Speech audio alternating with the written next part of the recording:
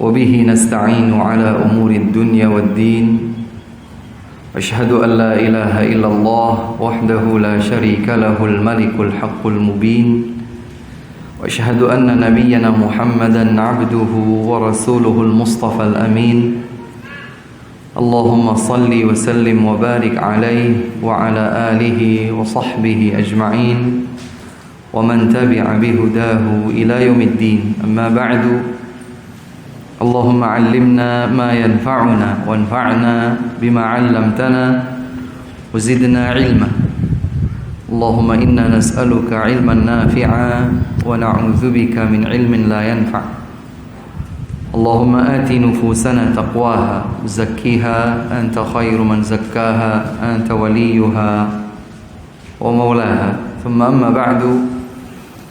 Bapak dan Ibu, saudara-saudariku sekalian yang kami cintai karena Allah Subhanahu wa taala, alhamdulillah kembali kita dikumpulkan oleh Allah Subhanahu wa taala di tempat yang kita cintai bersama ini, salah satu di antara rumah-rumah Allah Subhanahu wa taala, untuk mendekatkan diri kepadanya melalui majlis ilmu, mengkaji bersama ayat-ayat Allah Subhanahu wa taala, mempelajari bersama hadis-hadis Rasulullah sallallahu alaihi wa ala alihi wasallam.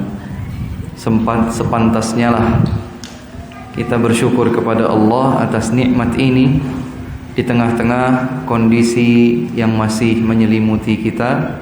Namun alhamdulillah Allah Subhanahu wa taala masih memudahkan kepada kita begitu banyak kebaikan. Salah satu di antaranya adalah berada di majlis ilmu seperti ini.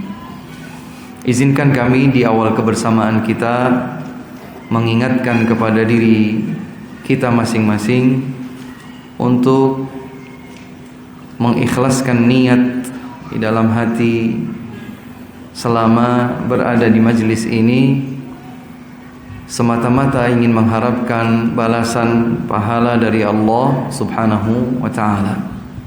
Dan semoga ayat serta hadis yang akan kita kaji bersama ini melembutkan hati kita, menunjukkan kita jalan Allah Subhanahu wa taala yang lurus dan diridhoinya. Salawat serta salam semoga tersampaikan kepada baginda tercinta Nabi mulia Nabi Muhammad sallallahu alaihi wa ala alihi wa ashabihi wasallam, kepada keluarga beliau, kepada ummahatul mukminin, istri-istri beliau, kepada seluruh sahabat beliau, dan kepada siapapun di antara umat beliau yang istiqamah di atas tuntunan sunnah dan ajaran beliau hingga akhir zaman nanti. Ma'asyiral ikhwah wal akhawat, hadirin dan hadirat yang semoga senantiasa dikasihi oleh Allah Subhanahu wa taala. Sebagaimana tadi disampaikan bahwa kita telah sampai di penghujung kitab yang telah kita kaji sejak sekian waktu lalu, yaitu kitab yang memperkenalkan lebih dalam kepada kita tentang siapakah Ahlus Sunnah wal Jamaah dan seperti apakah prinsip, ideologi dan jalan beragama Ahlus Sunnah wal Jamaah sebagaimana dituntunkan di dalam ayat-ayat Al-Quran, hadis-hadis Nabi Muhammad sallallahu alaihi wasallam, dan dengan pemahaman generasi terbaik umat ini.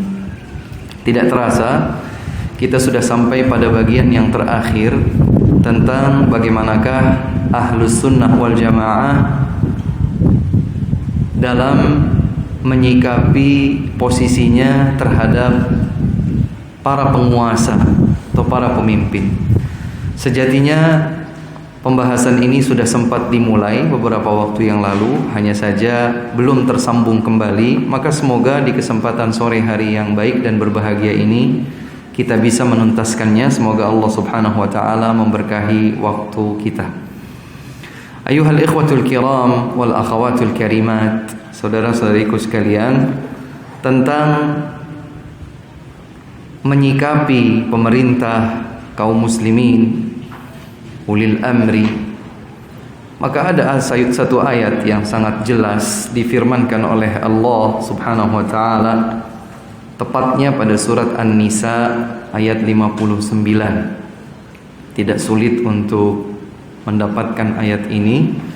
Pada surat yang keempat ayat 59 Allah subhanahu wa ta'ala berfirman menyatakan, Ya ayyuhalladzina amanu ati'ullaha wa ati'ur rasula wa ulil amri minkum fa in tanaza'tum fi syai'in farudduhu ila Allahi war rasul in kuntum tu'minuna billahi wal yawmil akhir dzalika khairu wa ahsanu ta'wila.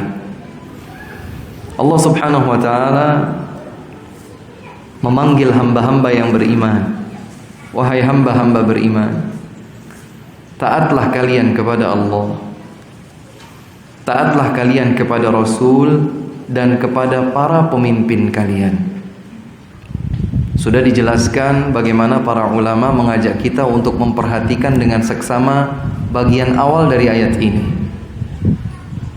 bahwa untuk menetapkan perintah taat kepada Allah diawali dengan ati'u, taatlah. Demikian pula untuk menetapkan perintah taat kepada Rasul juga diulang kata ati'u, taatlah. Tapi tatkala disebutkan yang ketiga ulil amri dan kepada para pemimpin, tidak diulang kata ati'u. Taatlah kepada Allah, taatlah kepada Rasul, taatlah kepada ulil amri. Tapi taat kepada Allah disebutkan kata perintah ati'u. Perintah untuk taat kepada Rasul juga diulang kata-kata ati'u, taatlah. Tapi untuk ketaatan kepada pemimpin tidak disebutkan ati'u. Dijelaskan oleh para ahli tafsir dan para ulama, hal ini karena taat kepada Allah dan Rasulnya sallallahu alaihi wasallam adalah ketaatan yang bersifat mutlak. Taat kepada Allah, taat kepada Rasul tidak pakai tawar-menawar, mutlak, wajib. Sementara taat kepada para pemimpin adalah ketaatan yang bersifat opsional. Bila ketaatan kepada pemimpin sesuai dengan ketaatan kepada Allah dan Rasulnya, maka itu wajib. Tapi kalau perintah para pemimpin, arahan pemimpin, permintaan pemimpin menyelisihi ketaatan kepada Allah dan Rasulnya yang bersifat mutlak tadi, menyelisihi, maka tidak boleh. Sehingga taat kepada Allah dan Rasulnya itu mutlak, taat kepada para pemerintah atau pemimpin bersifat relatif. Bagaimana cara mengukurnya? Jika ketaatan kepada para pemimpin selaras sesuai dengan ketaatan kepada Allah dan Rasulnya, maka berlaku. Tapi kalau ketaatan kepada pemimpin ternyata berseberangan dengan ketaatan kepada Allah dan Rasulnya, maka tidak berlaku. Ayat ini sangat jelas, lugas, menetapkan perintah taat kita kepada para pemimpin di bawah ketaatan kepada Allah dan Rasulnya sallallahu alaihi wa ala alihi wasallam. Kemudian pula diriwayatkan oleh Imam At-Tirmidzi dari sahabat mulia Abdullah bin Umar radhiyallahu anhuma, Rasulullah sallallahu alaihi wasallam bersabda, "As-sam'u wat-ta'atu 'alal mar'il muslimi fima ahabba wa karih ma lam yu'mar bi ma'siyah. Fa in umira bi ma'siyatin fala sam'a 'alaihi wa la ta'ah." Sudah saya sebutkan di dalam buku saku ini, sengaja dibuat sebagai buku saku agar bisa menjadi panduan praktis setiap saat, setiap waktu. Dan buku kecil ini merupakan saduran, rangkuman dari kitab beliau Asy-Syaikh Profesor Dr. Ibrahim bin Amir Ar-Ruhaili hafizahullahu ta'ala, dalam bahasa Arab, al-ihkam fi sabri ahwalil hukam wa ma yushra'u lirra'iyyati fiha minal ahkam. Yang istimewa pada kitab beliau Profesor Dr. Ibrahim Ar-Ruhaili hafizahullah adalah rincian yang kami nukilkan hampir seluruhnya dengan berbahasa Indonesia pada kitab ini atau pada buku saku ini. Nah, buku saku ini silahkan nanti dibaca perlahan-lahan, pelan-pelan, dengan dada yang lapang, dengan hati yang terbuka, mencari kebenaran. Semoga Allah Subhanahu wa taala memberikan taufiknya kepada kita semua. Di dalam kitab ini juga ada hadis-hadis yang akan saya bacakan, tapi langsung translating dengan bahasa Indonesia. Bahasa Arabnya, hadis yang diriwayatkan oleh Imam At-Tirmidzi dari sahabat mulia Abdullah bin Umar radhiyallahu anhuma, Nabi bersabda, "As-sam'u wat ta'atu 'alal mar'il muslimi fima ahabba wa karih." Kata Nabi sallallahu alaihi wasallam, wajib atas diri setiap muslim untuk mendengar dan mentaati pemerintah atau pemimpinnya pada perkara yang dia sukai atau yang tidak dia sukai. Illa an yu'mara bimaksiyah, kecuali jika perintah pemimpinnya itu adalah kemaksiatan. Jadi kalau bukan kemaksiatan, dia suka dia tidak suka, Nabi saat nyatakan wajib dia penuhi, wajib dia patuhi. Jadi pemimpin itu sebut saja memiliki satu di antara dua kemungkinan perintah. Perintahnya bisa saja bukan kemaksiatan, baik wajib atau mubah atau sunnah, tapi bisa juga kemaksiatan. Kalau perintah pemimpin bukan kemaksiatan, kita suka, kita tidak suka, kata Nabi, wajib kau taati. Seandainya pemerintah misalnya perintahkan kita semua besok hari Jumat pakai baju warna hijau, nggak ada dalilnya, sebut saja itu sesuatu yang mubah, maka menjadi wajib karena itu ditetapkan oleh pimpinan. Rasulullah sallallahu alaihi wasallam menegaskan wajib atas diri setiap muslim untuk mendengar dan mentaati pemimpin, baik pada perkara yang dia sukai atau tidak dia sukai, selama bukan kemaksiatan.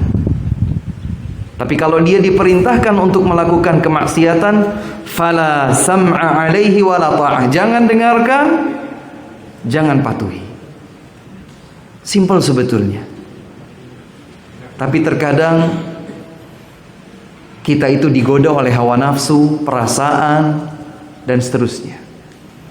Padahal kalau kita benar-benar mengikuti tuntunan Nabi Muhammad sallallahu alaihi wasallam dalam hal ini simple, maka ahlu sunnah wal jamaah yang selalu bersikap terhadap ayat dan hadis sahih adalah sami'na wa ata'na, maka akan didapatkan bahwa ahlus sunnah wal jamaah lempeng, on the rule, tidak keluar dari koridornya terhadap pemimpin. Kalau perintahnya bukan kemaksiatan kepada Allah, jalankan.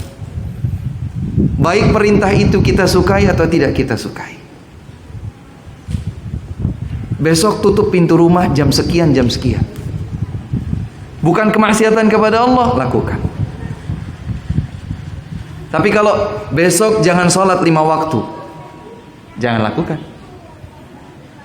Karena perintah untuk meninggalkan sholat 5 waktu adalah perintah yang berseberangan dengan ketaatan kepada Allah dan Rasulnya sallallahu alaihi wasallam. Ayat 59 pada surat An-Nisa dan hadis ini clear, jelas. Dan ternyata kita dapatkan hadis-hadis lain yang begitu banyak. Bahkan sebagiannya barangkali mencapai derajat hampir mutawatir, menyebutkan tentang bagaimanakah semestinya ahlu sunnah wal jamaah berpegang teguh dengan tuntunan Allah dan Rasulnya sallallahu alaihi wasallam dalam hal ini. Baik, muncul pertanyaan, Ustadz, bagaimana bila pemimpin kita berbuat dosa? Dosa seperti apa ini? Dosa-dosa pribadi Ustaz. Dia minum khamar, dia berzina, dia berjudi, dia begini, dia begitu. Pertanyaan itu dijawab oleh hadis yang Nabi SAW sabdakan. Diriwayatkan dari Ummu Salamah radhiyallahu anha bahwa Rasulullah sallallahu alaihi wasallam menyatakan, "Innahu yusta'malu 'alaikum umara fata'rifuna wa tunkirun. Faman kariha faqad bari'a wa man ankara faqad salima. Walakin man radiya wa taba'." Qalu ya Rasulullah, "Ala nuqatiluhum?" Qala la ma sallau. Rawahu Muslim. Diriwayatkan oleh Imam Muslim bahwa Nabi SAW bersabda, sesungguhnya nanti, ini beliau sabdakan ketika beliau masih hidup.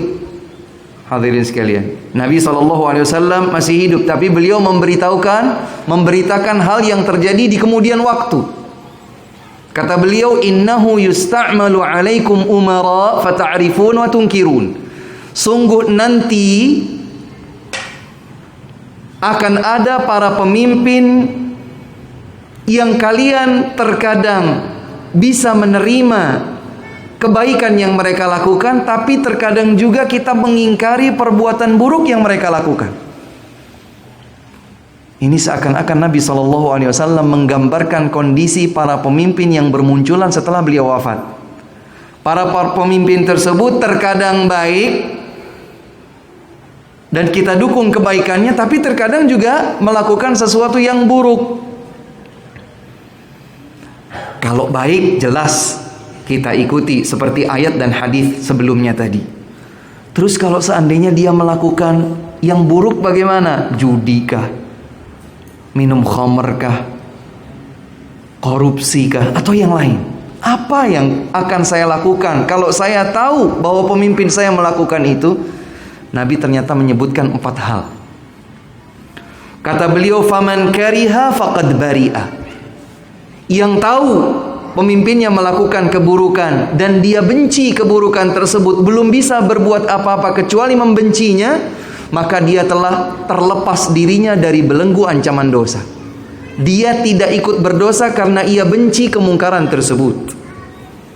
Pemimpinnya melakukan kemungkaran, dosa dan lain sebagainya, dia tidak mendukung, dia juga tidak senang, dia benci, tapi dia belum bisa berbuat apa-apa kecuali membencinya di dalam hatinya. Maka kebencian itu menyelamatkannya dari ancaman dosa karena dia tidak ikut-ikutan menyukai, meridhai, mendukung perbuatan itu. Ini jenis yang pertama. Yang kedua adalah orang yang mampu melakukan lebih dari sekedar membenci perbuatan di dalam hati. Kata beliau, man ankara faqad salim. Yang mampu mengingkari, apakah melalui sebuah jalur kepercayaan jabatan tertentu misalnya, atau kedekatan tertentu misalnya, atau kesempatan yang terbuka buatnya misalnya, dia mampu mengingkari, kemudian dia mengingkari dengan cara yang dibenarkan dalam syariat Islam. Nanti akan kita kaji bagaimana caranya mengingkari. Barang siapa mengingkari, maka dia selamat dari ancaman dosa. Dia 1 derajat lebih tinggi dari yang sekedar mengingkari atau membenci dengan hatinya. Dia membenci dengan hati, dia mampu menyampaikan pengingkaran dengan lisan kepada pemimpin tersebut. Ini yang kedua.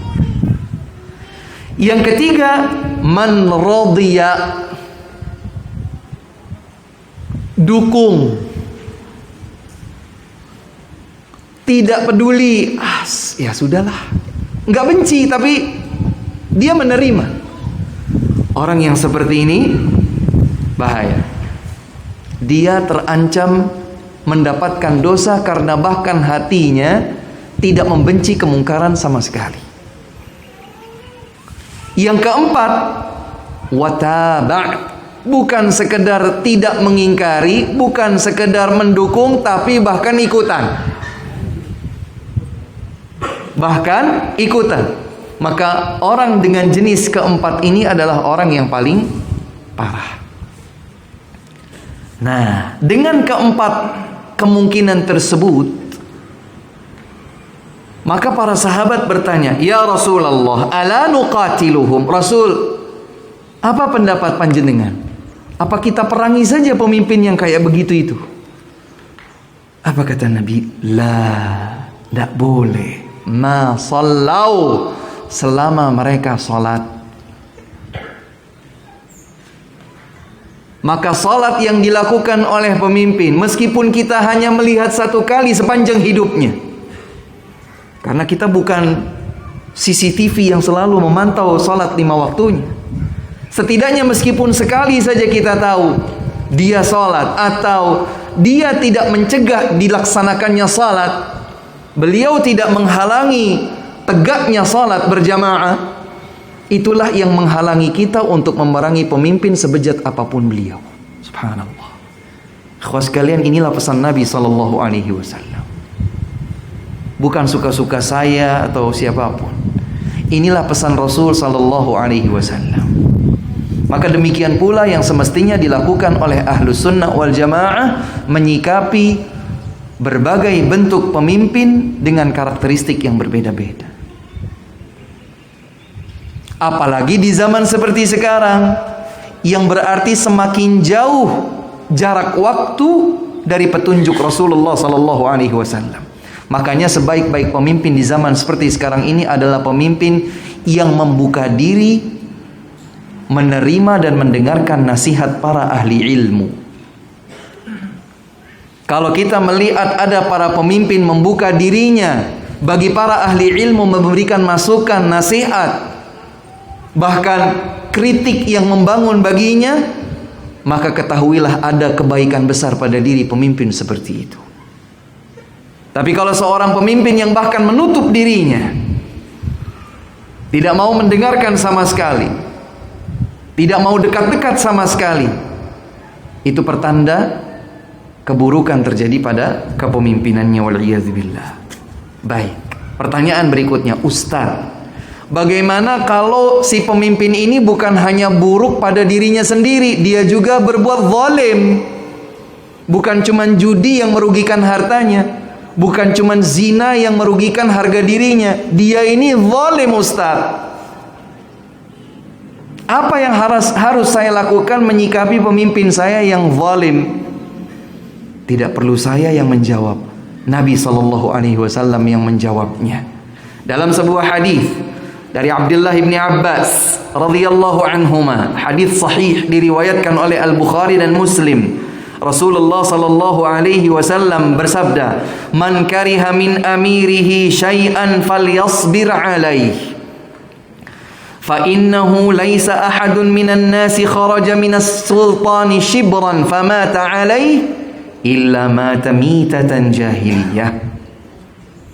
Barang siapa yang membenci sesuatu pada diri pemimpinnya, hendaklah ia bersabar. Ini pesan Nabi SAW. Sabar. Ustaz, tapi kan dia berbuat dosa, dia harus dihentikan. Kalau mampu, lakukan. Tapi kalau tak mampu menghentikan, sabar. Dan nanti akan ada hadis-hadis yang lain melengkapi hadis ini. Perintah Nabi SAW kepada kita saat kita melihat sesuatu yang kita benci dari pemimpin kita, hendaklah kita bersabar. Gak boleh berontak, Ustaz, gak boleh. Kata Nabi SAW, sesungguhnya tidak dibenarkan bagi siapapun di antara manusia yang memberontak keluar dari kepemimpinan pemimpinnya.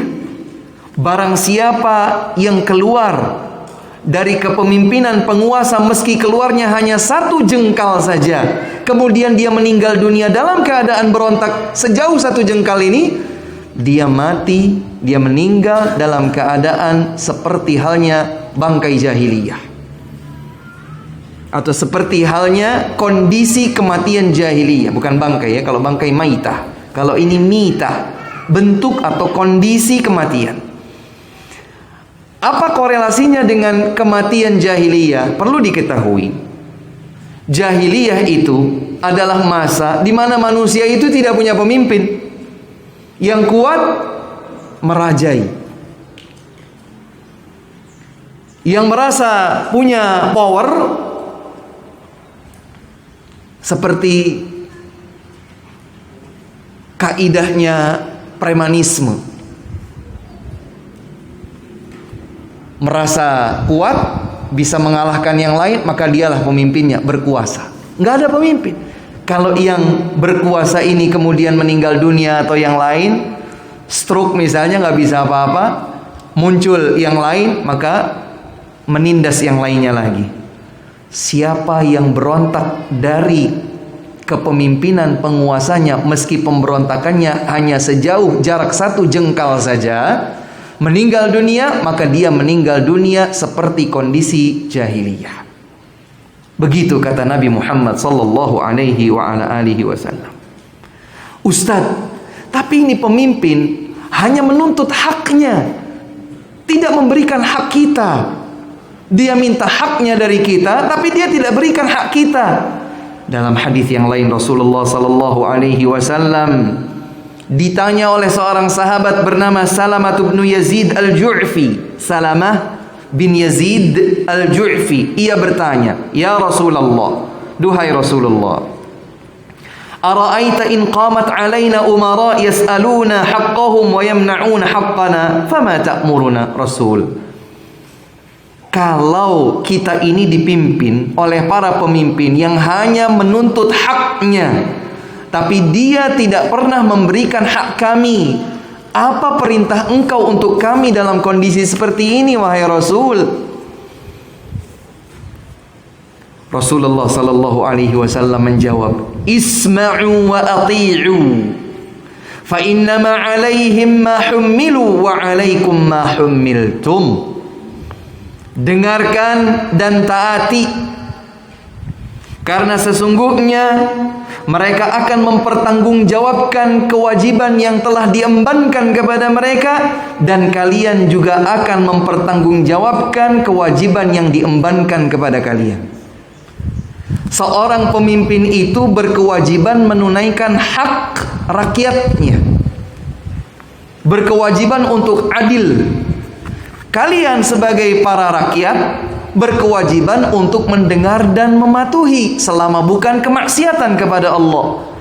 Kalau mereka hanya menuntut hak dari kalian, tidak memberikan kewajiban mereka untuk kalian, kalian tetap dengarkan dan taati, tunaikan tanggung jawab kalian kepada mereka. Kalau mereka para pemimpin tidak menunaikan kewajibannya, Allah subhanahu wa ta'ala yang akan meminta pertanggungjawaban itu kepada mereka.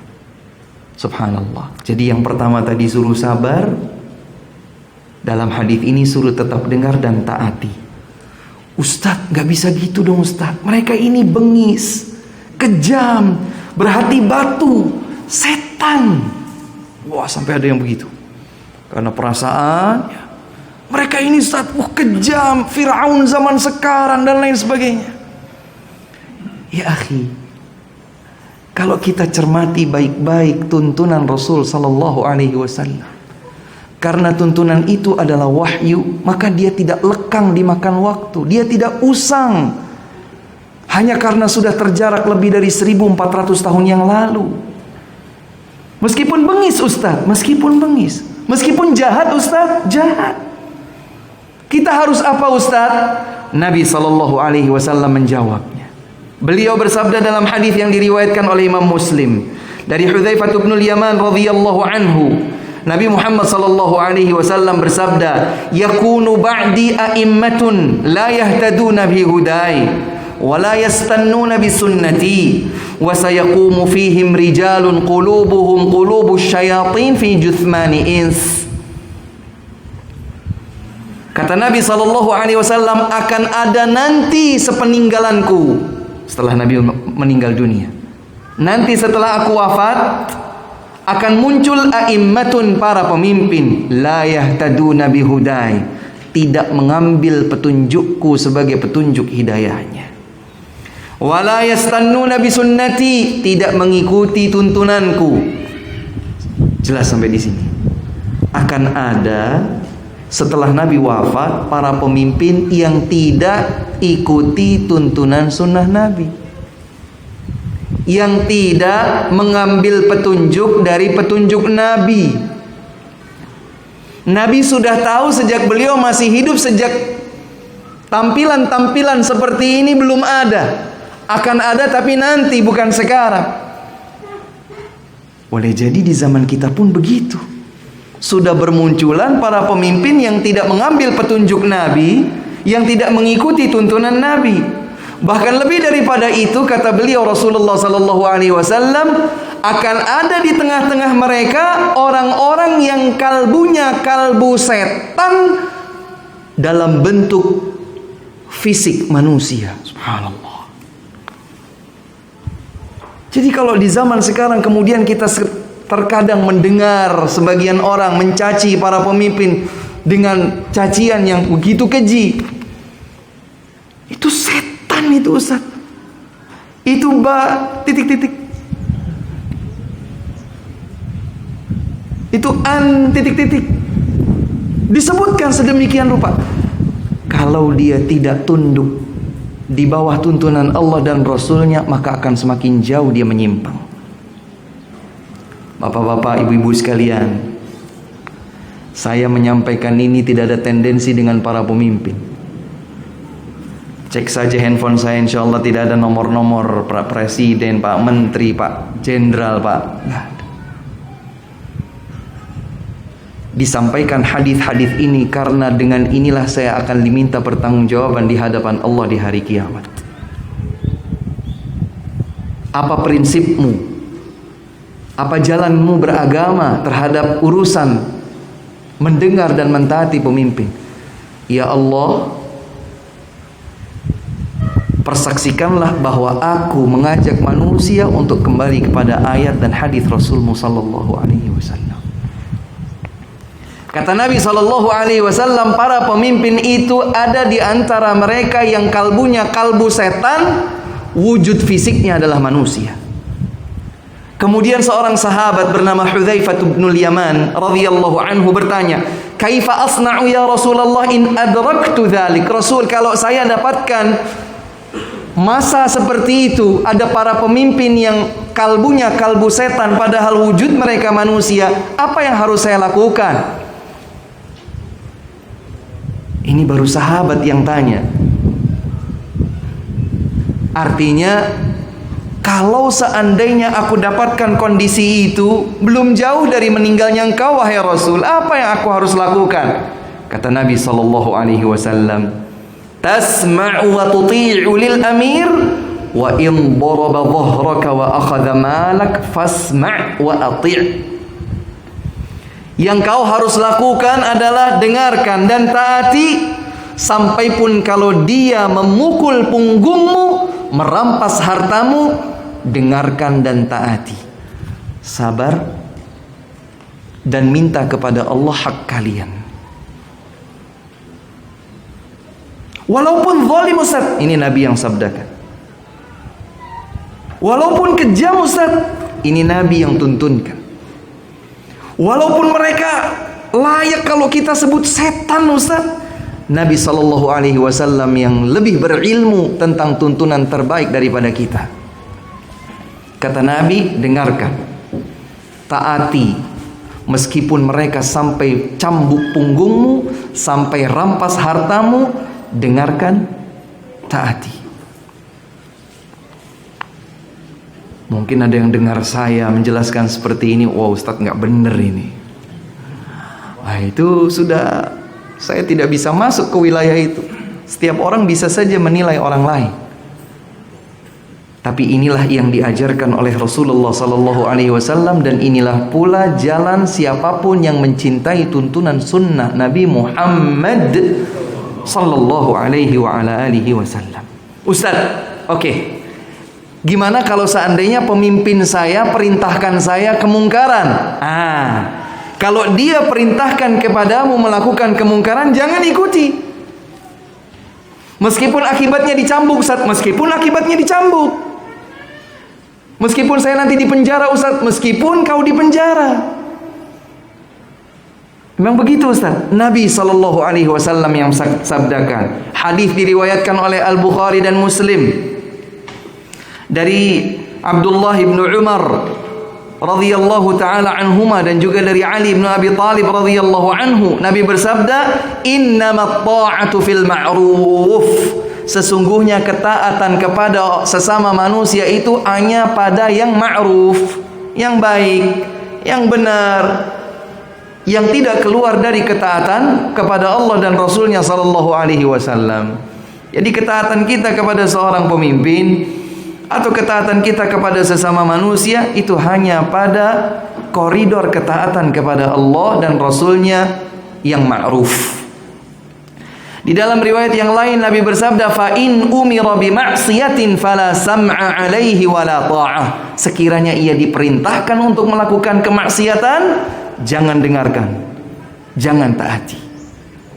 Jangan dengarkan, jangan taati jika perintahnya adalah kemaksiatan.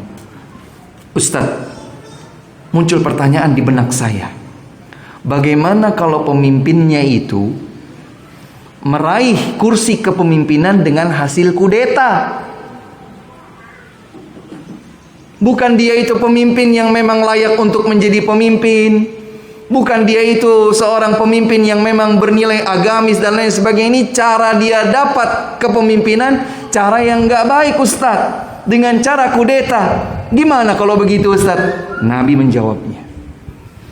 Beliau bersabda dalam sebuah hadis yang diriwayatkan oleh Al-Imam Al-Baihaqi, Al-Imam At-Tirmidzi, Al-Imam Ahmad dari sahabat Al-Irbad bin Sariyah radhiyallahu taala anhu, Nabi sallallahu alaihi wasallam bersabda, "Usikum bitaqwallah was-sam'i wat-tha'ah wa in ta'ammara 'alaikum 'abdun habasyiyyun." Nabi bersabda, aku wasiatkan kepada kalian untuk bertakwa kepada Allah. Satu. Aku wasiatkan kepada kalian untuk mendengar dan mentaati pemimpin yang mendapatkan kursi kepemimpinan dengan cara penguasaan meskipun dia adalah seorang budak berkulit hitam. Ini dibahas oleh para ulama. Hukum asalnya pemimpin itu adalah seorang yang merdeka, bukan seorang budak. Memang agak sulit kita bayangkan di zaman seperti kita, di negeri kita ini, karena di zaman kita, di negeri kita tidak ada budak. Tapi bayangkanlah bahwa ada seseorang itu budak. Dia bahkan tidak memiliki kemerdekaan dirinya. Dia dan kemerdekaan dirinya adalah milik tuannya. Makanya disebut hamba sahaya, budak belian, karena dia bisa diperjualbelikan layaknya harta benda. Hanya saja bentuknya manusia. Ini adalah budak. Budak hukum asalnya tidak memimpin. Tapi kalau seandainya seorang budak jadi memimpin dengan cara kudeta, Nabi isyaratkan di dalam hadis ini, wa in ta'ammara, meskipun yang menduduki kepemimpinan itu adalah abdun habasyi, seorang budak Habasyi dari negeri Habasya Ethiopia berkulit hitam sekalipun. Jadi kalau suatu saat kita dipimpin oleh seseorang yang bahkan enggak good looking sama sekali, duh pemimpin saya kok wireng, pendek, pesek, dan seterusnya, bodoh misalnya, bahkan mendapatkan atau meraih kursi kepemimpinan itu dengan cara kudeta atau yang semisalnya, maka para ulama menjelaskan, bedakan antara cara dia meraih kursi kepemimpinan antara ini dengan kalau dia sudah menjadi pemimpin, apa kewajiban kita sebagai yang dipimpin. Nabi SAW menyatakan, dengarkan, taati. Dalam riwayat yang lain disebutkan mujadda'al atraf, meskipun pemimpin kalian yang berkulit hitam itu, budak itu juga bahkan sampai ujung-ujung jari jemarinya putul. Artinya orang yang cacat barangkali. Barangkali indranya juga sebagiannya sudah rusak. Dengarkan, taati selama bukan kemaksiatan kepada Allah Subhanahu wa taala. Subhanallah. Ada orang yang ngeyel, Ustadz itu karena Nabi nggak tahu di Indonesia ini mungkin Kalau Nabi lihat kayaknya Nabi nggak begitu, Ustaz. Ya akhi, ya ukhti, Nabi itu tidak menuturkan kata-kata beliau dengan hawa nafsu dan perasaan. Yang Nabi sampaikan adalah wahyu. Itu jaminan dari Allah Subhanahu wa taala. Dalam surat An-Najm ayat 3 dan 4 Allah menegaskan, "Wa ma yantiqu 'anil hawa." Dia tidak bertutur dari hawa nafsunya. In huwa illa wahyun yuha. Tidak lain yang beliau ucapkan adalah wahyu dari Allah Subhanahu wa taala kepadanya. Ini jaminan, legitimasi dari Allah Subhanahu wa taala bahwa Nabi sallallahu alaihi wasallam kalau terbukti diriwayatkan dengan garis riwayat yang sahih valid, beliau bersabda A, maka itu adalah wahyu. Maka jangan berandai-andai kalau Nabi tinggal di tahun 2021 di Indonesia, kayaknya ada hadis yang lain, Ustaz. Ya, stop berandai-andai. Kita tidak lebih mengerti tentang agama Allah daripada Nabi SAW, utusan Allah Subhanahu wa taala. Dan risalah yang beliau bawa itu risalah yang abadi sampai hari kiamat tiba. Allah Subhanahu wa taala menjaga Al-Qur'an dan otentitasnya sebagaimana Allah Subhanahu wa taala menjaga hadis-hadis sahih dan otentitasnya. Alhamdulillah. Di sini ujian kita. Mau buktikan diri kita termasuk ahlu sunnah wal jamaah, ikuti petunjuk Allah dan Rasulnya sallallahu alaihi wasallam. Tapi kalau kita mengabaikan, bodoh amat ahlu sunnah wal jamaah, berarti Anda bukan orang yang konsisten di atas tuntunan Nabi sallallahu alaihi wasallam. Pertanyaannya adalah, Islam apa yang Anda ikuti? Islam ajaran siapa yang Anda ikuti? Kalau Islam kita adalah Islam yang dahulu dijalankan oleh Nabi SAW dan beliau tuntunkan untuk umatnya, maka inilah tuntunan beliau. Ma'asyiral ikhwah wal akhawat rahimakumullah. Al-Imam Yahya bin Sharaf An-Nawawi Asy-Syafi'i, salah satu imam besar di antara para imam dalam fiqih madhab Asy-Syafi'i rahimahullah, dalam kitabnya Rawdatul Talibin jilid 10 halaman 46 beliau menyatakan, fa idza tasadda lil imamati rajulun muslimun wa qahara an-nas bi syaukatihi wa junudihi in 'aqadat khilafatuhu liyantazima syamlul muslimin. Jika yang sampai di puncak kepemimpinan adalah seorang muslim yang memaksakan manusia dengan ancamannya, dengan prajurit pasukannya, artinya dengan cara yang tidak kita perkenankan, kita tidak berkenan dengan caranya. Kok maksa-maksa? Dia minta kita daulat sebagai pemimpin kita tidak berkenan. Kata Imam An-Nawawi, sekalipun dengan cara seperti itu, in aqadat khilafatuh, kepemimpinannya harus diakui. Kenapa harus diakui? Liyantazima syamlul muslimin, agar tercipta kesatuan di antara kaum muslimin untuk memiliki satu pemimpin muslim. Ustaz, tapi mereka ini keterlaluan, Ustaz. Berusaha seseorang untuk melibatkan perasaannya lagi. Ustaz, masa begini begitu kita diam saja, Ustaz? Masa Ustaz tidak merasa bersedih begini begitu? Kasihan Ustaz, ini Ustaz. Ya akhi, agama kita tidak dijalankan dengan sekedar perasaan. Ada Allah Subhanahu wa taala Al-Alim, Al-Hakim, Al-Adl. Allah itu maha mengetahui, Allah itu maha bijaksana, Allah itu maha adil. Maka Allah Subhanahu wa taala menurunkan syariat terindah, terbaik, tersempurna kepada Rasulullah sallallahu alaihi wa ala alihi wasallam. Makanya Nabi membaiat para sahabatnya radhiyallahu taala anhum untuk mendengar dan mentaati pemimpin fi mansyatina wa makrahina wa usrina wa yusrina wa atharatin alaina. Pemimpin itu harus didengar dan diikuti dalam keadaan kita suka, kita nggak suka, dalam keadaan kita lapang, kita sempit, bahkan kalaupun para pemimpin itu punya egosentris, memperkaya diri sendiri di atas kita sekalipun. Subhanallah. Beberapa tahun yang silam Indonesia mengalami chaos. Sampai kemudian nilai tukar rupiah itu terjun bebas di hadapan dolar. Pemimpin resminya diguncang-guncang, turunkan, bakar, lempar, hancurkan. Siapapun yang menginisiasi, dia bertanggung jawab di hadapan Allah Subhanahu wa ta'ala.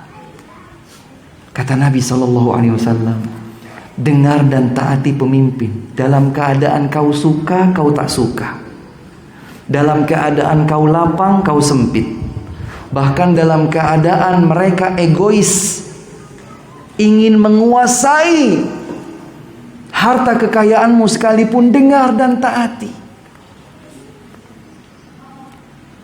Ada satu pengecualian yang Nabi sebutkan, illa antarau kufran bawahan aw buwahan indakum minallahi fihi burhan. Hadis sahih diriwayatkan Bukhari dan Muslim dari Ubadah ibnu Samit radhiyallahu anhu. Dengar dan taati. Hanya satu yang dikecualikan. Apa itu Ustaz? Kau melihat dari pemimpinmu kekufuran yang jelas, yang nyata, dan kau memiliki bukti berdasarkan hukum Allah Subhanahu wa ta'ala telah sampai kepada mereka hukum tersebut, tapi mereka enggan dan memeranginya. Karenanya para ulama menyebutkan memberontak kepada pemimpin hukum asalnya haram, kecuali dengan 5 syarat. Ayo Ustaz, apa ini Ustaz? Ditunggu 5 ini Ustaz, siapa tahu saya bisa memenuhinya. Syarat yang pertama, an yasdura minhu fi'lun aw qaulun mukaffirun la mufassiqa. Betul-betul muncul dari seorang pemimpin perkataan atau perbuatan kekufuran nyata, bukan yang hanya sekedar bernilai kefasikan. Waduh, gimana itu? Nah, kalau kita tidak paham, diam. Itu wilayah para ulama yang tahu mana yang sudah menjadikannya kufur, mana yang belum sampai menjadikannya pada batas kekufuran. Kau tak tahu, diam. Sulit bagimu untuk nanti mempertanggungjawabkannya di hadapan Allah. Ini syarat yang pertama. Jadi ini bukan urusan suka tidak suka, mau tidak mau, kuat tidak kuat, berani atau pengecut. Ini urusan agama. Ini pertanggungjawaban di hadapan Allah Subhanahu wa ta'ala. Syarat yang pertama. Syarat yang kedua, an yakunal kufru baihan muntashira. Kekufuran yang dilakukan oleh si pemimpin itu betul-betul nyata, jelas dan tersebar. Tidak dilakukannya sembunyi-sembunyi atau setelah tersebar dia mengingkari. Ini tidak termasuk. Kalau dia jelas-jelas melakukan kekufuran yang benar-benar kufur, kemudian dia mengakui, bahkan dengan bangga memproklamirkan kekufuran tersebut, barulah syarat 1, syarat 2 terpenuhi. Kalau kemudian nanti ada klarifikasi, oh enggak, maksudnya begini begitu, oh ya stop, enggak masuk di sini.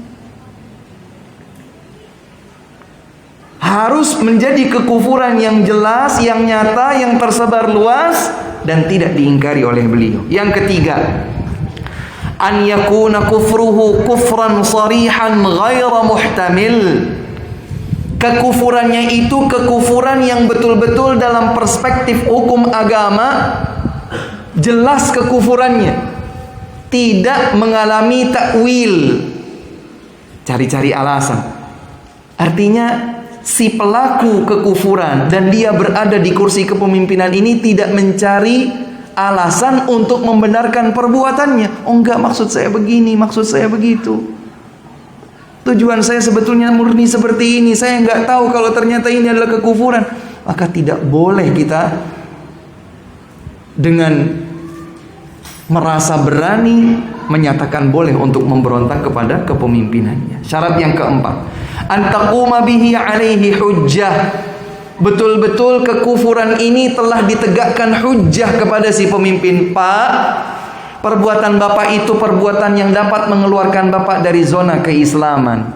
Ini ayatnya, ini hadisnya. Bapak telah keluar dari batasan. Waduh Ustaz, gimana saya punya kesempatan menyampaikan seperti itu? Kalau kau tak punya kesempatan, maka tak boleh bagimu untuk kemudian menyatakan boleh memberontak kepadanya. Sampaikan kepada orang yang sekiranya diperkirakan bisa menyampaikan. Maka hujjah harus sampai tegak kepada si pemimpin. Kalau keempat-empatnya ternyata sudah terpenuhi, maka syarat yang kelima, an yakuna lil muslimina alaihi qudratun wastita'ah. Hendaklah kaum muslimin punya kemampuan. 5 syarat, 4 terpenuhi, udah beres, boleh.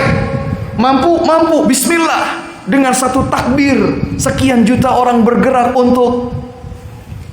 Ternyata Pak pemimpin, serbu, habis. Tak boleh. Bunuh diri kita namanya. Berarti kita tidak punya kudrah.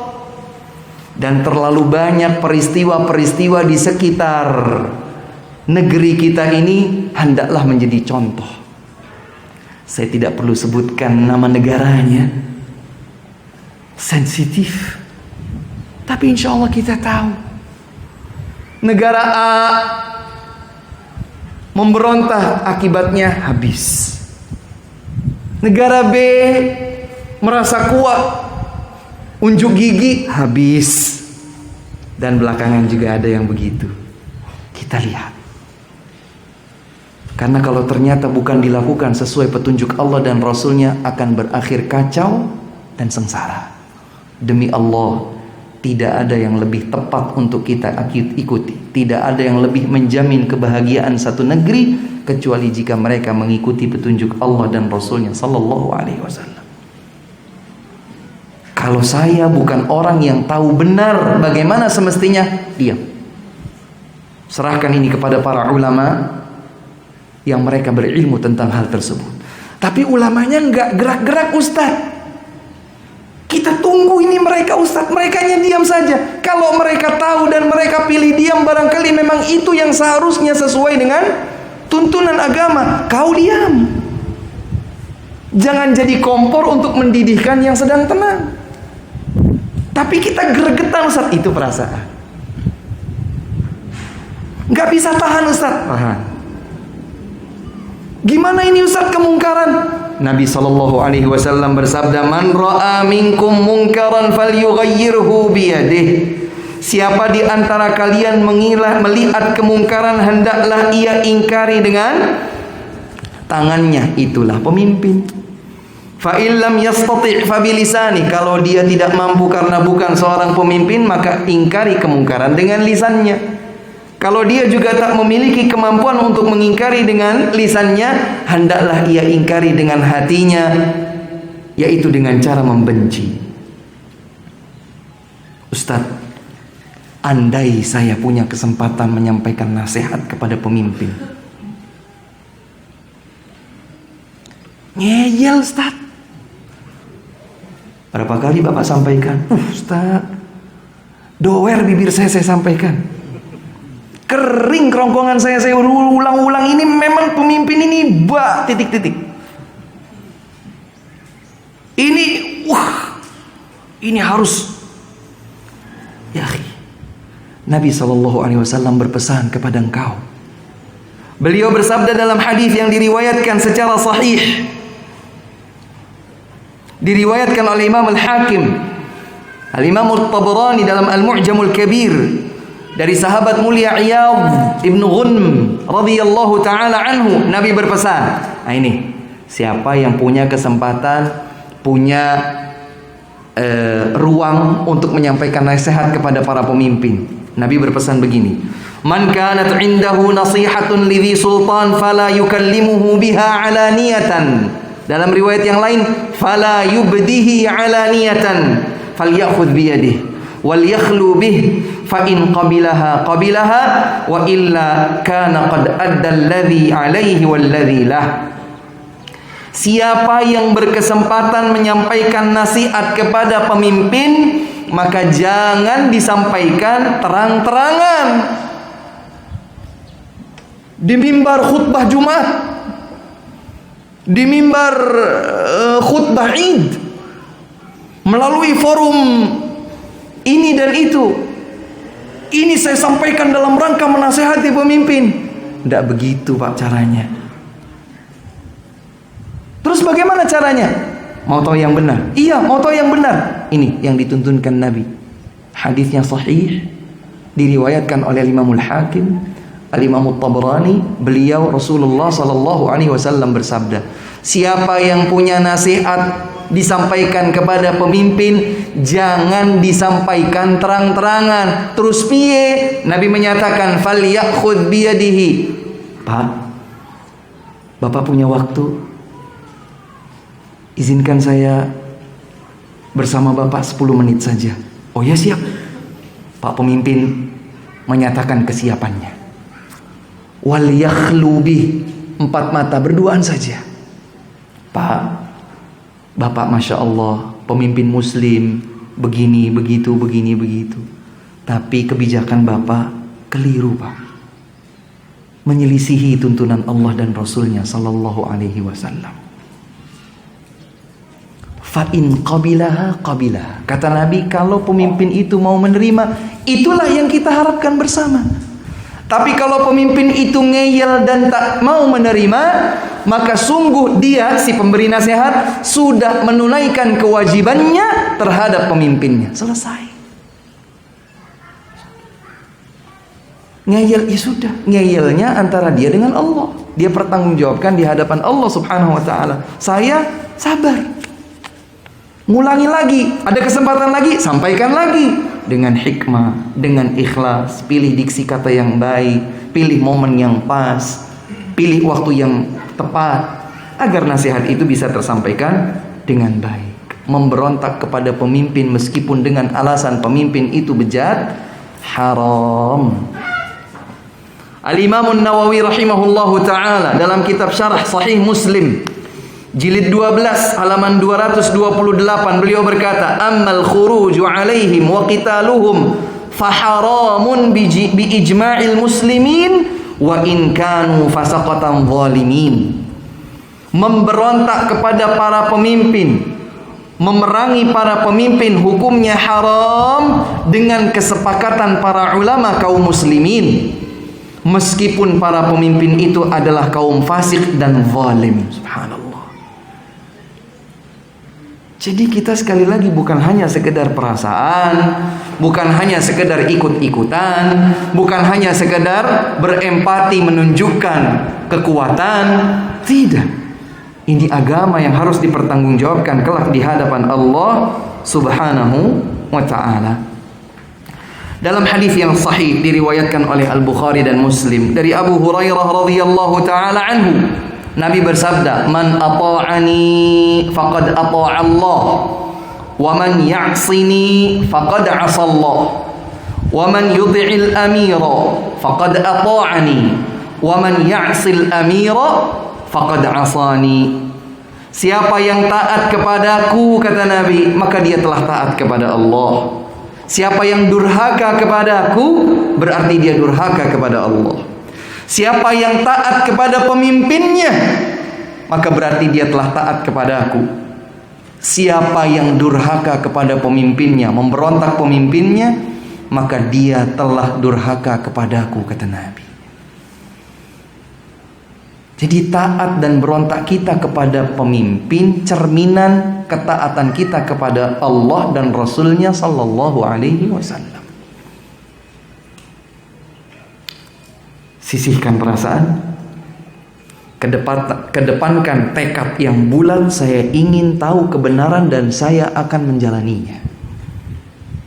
Saya ingin meninggal dunia, dicabut nyawa saya dalam keadaan benar-benar terbukti taat kepada Allah dan Rasulnya sallallahu alaihi wasallam. Al-Imam Ahmad Ibn Hanbal Asy-Syaibani dalam kitabnya Ushulus Sunnah, beliau berkata, was-sabru tahta liwa'i sultan ala ma kana minhu min adlin aw jawrin wa la nakhruju 'ala al-umara bis-sayf wa injaru.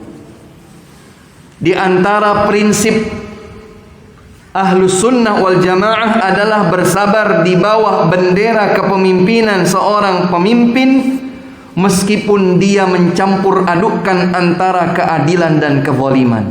Tidak boleh memberontak para pemimpin dengan senjata meskipun mereka berbuat zalim. Yang terakhir, prinsip Ahlus sunnah wal jamaah dalam hal ini adalah mendoakan kebaikan bagi pemimpin. Nah, coba kita ingat-ingat, 1 tahun sudah berlalu, kita masih dalam keadaan pandemik seperti ini. Ingat-ingat, dalam ingatan kita sepanjang 1 tahun ini, berapa kali kita sudah doakan kebaikan untuk para pemangku kepemimpinan? 100 kali? 50 kali? Bahkan barangkali sepanjang ini juga kita belum doakan meskipun sekali. Allahumma waffiq waliya amrina lima tuhibbu wa tarda. Doakan ya ikhwan. Doakan pemimpin kita. Sampai-sampai seorang tabi'in Al-Fudail ibn Iyad rahimahullah berkata, seandainya aku diberikan janji 1 doa saja yang aku panjatkan pasti dikabulkan, niscaya aku akan jadikan doa itu untuk kebaikan pemimpinku. Subhanallah. Jenengan Pak, kalau ada jaminan dari Allah, silakan berdoa 1 saja pasti dikabul. Kira-kira doa jenengan apa? Ya Allah, masuk surga saya ya Allah. Buat siapa? Buat sendiri. Tapi lihat bagaimana ilmu yang mendalam ada pada diri generasi terbaik umat ini. Para tabi'in yang berguru dari para sahabat radhiyallahu anhum. Sekelas Al-Fudail ibnu Iyad, beliau berkata, seandainya aku punya doa yang dijamin pasti dikabulkan, meski 1 saja, aku akan jadikan doa tersebut untuk kebaikan pemimpinku. Yang dengar ucapan ini kemudian bertanya, ya Aba Ali, panggilan Al-Fudail, wahai Abu Ali, mbok dijelaskan kok bisa begitu? Beliau jelaskan, seandainya pemimpin kita salih, maka kesalihan pemimpin akan menjadikan dampak positif kesalihan seluruh rakyatnya.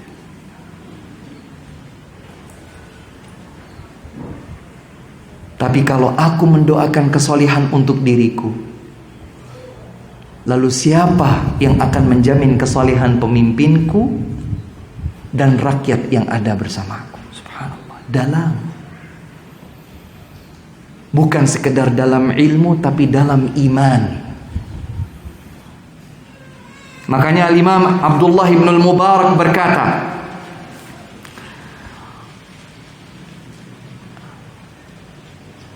man qala as-salatu khalfa kulli barrin wa fajirin wal jihadi ma'a kulli khalifatin wa lam yara al-khuruj 'ala as-sultani bis-sayf wa da'a lahum bis-salah faqad kharaja min qawli al-khawarij awwalihi wa akhirih.